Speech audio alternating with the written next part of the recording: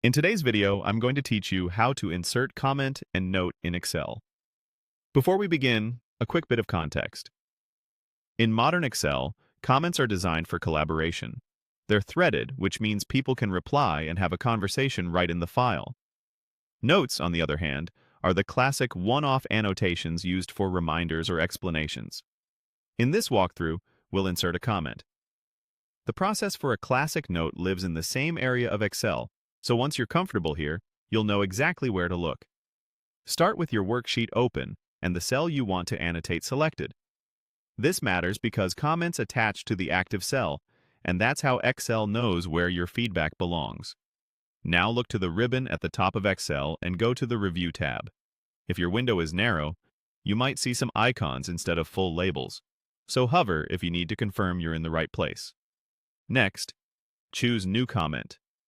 This opens a comment box, either right next to the cell or in a side pane, depending on your version of Excel. You'll see a cursor ready for typing. The comment is already linked to the cell you selected, so you don't have to do anything extra to attach it. Type your comment clearly and concisely. If you're working with coworkers, include enough context that someone reading it later will understand what you mean without scrolling around the sheet. For example, reference the value or the purpose of the cell, or briefly note what needs to change and why. If your version of Excel supports mentions, you can type the @ symbol followed by a person's name to draw their attention to the comment.